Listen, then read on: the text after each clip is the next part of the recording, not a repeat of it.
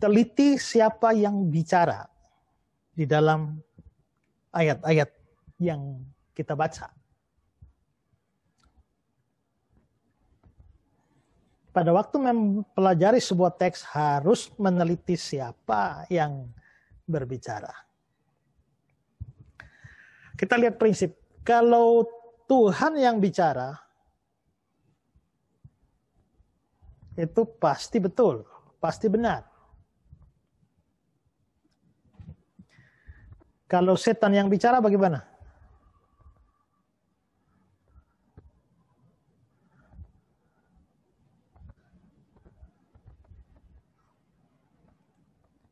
Kalau manusia bicara, bisa betul, bisa salah.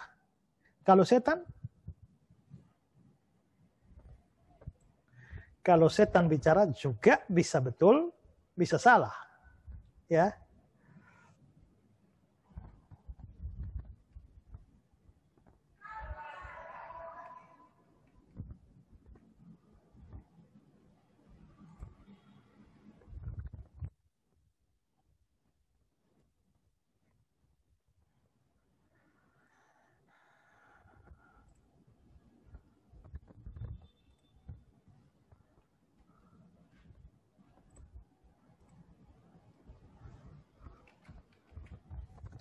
Oke, saya ulang ya. Untuk prinsipnya dalam hal ini adalah bahwa kalau Tuhan yang bicara pasti benar.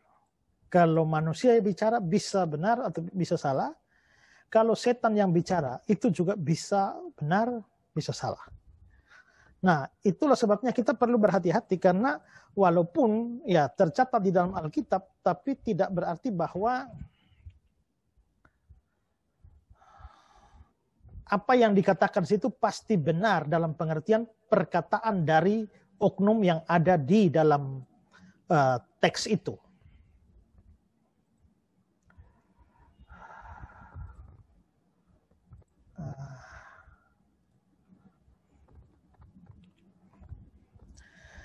Oke, sekarang kita memperhatikan contohnya ya.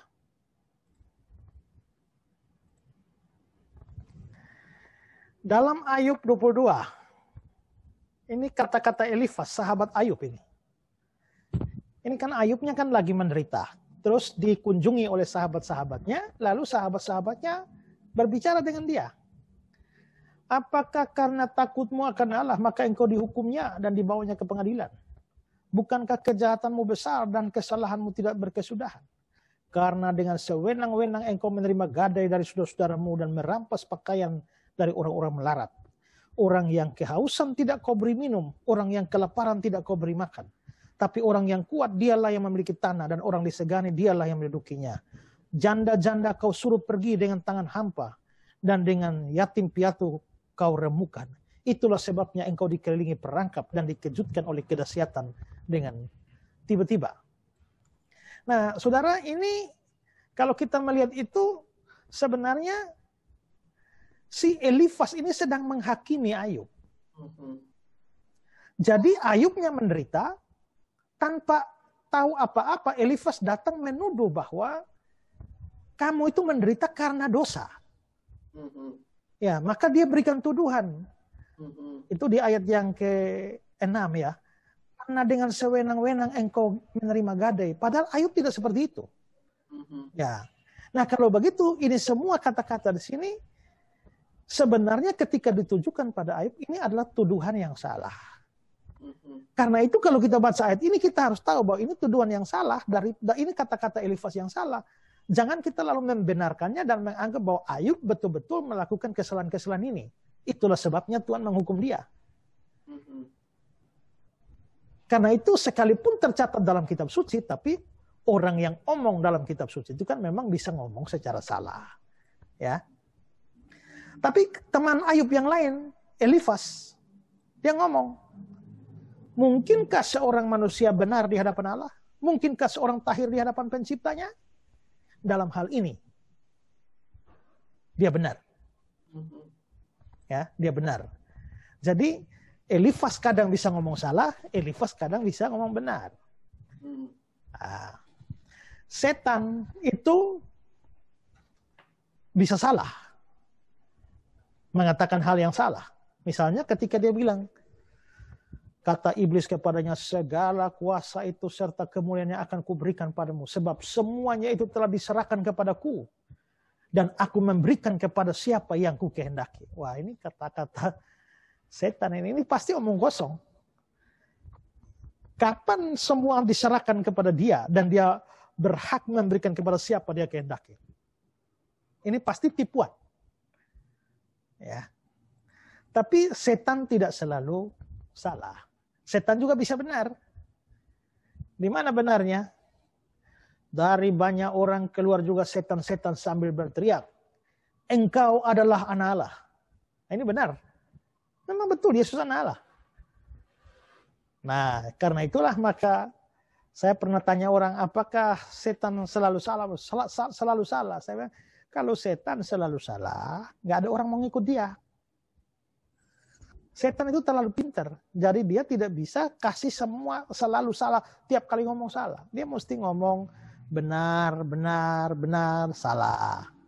Benar, salah. Benar, salah. Nah, itu baru menipu. Jadi jelas bahwa di sini setan benar. Waktu dia mengatakan bahwa engkau adalah anak Allah. Kata-kata Gamaliel di Kisah 5, 38, 39 itu tidak mutlak benar. Bisa benar, bisa tidak.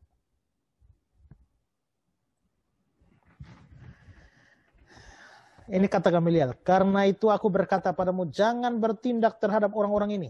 Maksudnya orang Kristen, para rasul. Biarkanlah mereka. Sebab jika maksud dan perbuatan mereka berasal dari manusia, tentu akan lenyap. Tapi kalau berasal dari Allah, kamu tidak akan dapat melenyapkan orang-orang ini. Mungkin ternyata juga nanti bahwa kamu akan melawan Allah. Nasihat itu diterima. Nah, kata-kata yang saya beri warna merah ini. Sebab jika maksud dan perbuatan mereka berasal dari manusia, tentu akan lenyap.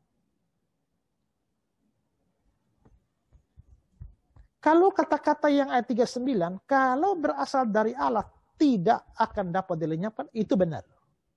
Tapi jika perbuatan berasal dari manusia, tentu akan lenyap juga tidak. Ini berhati-hati karena ada orang pakai sebagai dasar ajarannya sesat. Tapi makin lama makin maju, dan nggak hilang-hilang. Kelihatannya makin berhasil. Itu pakai dasar ini bahwa kalau memang dari Allah tidak dapat dilenyapkan. Kalau memang kami sesat, kenapa bertumbuh secara pesat? Kenapa tetap ada sampai sekarang? Kenapa tidak hilang? Dalam kenyataannya saksi Yehova dari dulu sampai sekarang tetap eksis. Bahkan di bawah tekanan ketika mereka menjadi organisasi agama terlarang di Indonesia pun mereka bisa eksis. Sampai hari ini. Maka di sini kita harus melihat bahwa kata-kata dari Gamaliel ini bisa benar, bisa juga tidak. Jadi tidak mutlak. Ya. Apakah slide saya masih terlihat? Masih, Pak. Ya. Oke, jadi ini prinsipnya. Siapa yang berbicara itu harus diperhatikan. Nah, saya ingat ada orang yang selalu kan orang Kristen banyak setiap kali lihat ada ayat kan amin. Setiap kali ayat ada amin. Lalu akhirnya ada orang mengutip kata-kata setan. Ya. Di Matius pasal 4 itu ya. Semua ini akan kuberikan padamu jika engkau sujud menyembah aku. Lalu ditanya ada amin saudara-saudara. Di Facebook itu di komentar amin, amin, amin, amin. Tahu-tahu kata-kata setan. Ya. Jadi harus ingat bahwa setan bisa benar, bisa salah. Dan yang amin-amin banyak pendeta itu Pak waktu itu Pak. Ya, banyak yang amin-amin ternyata kata-kata setan.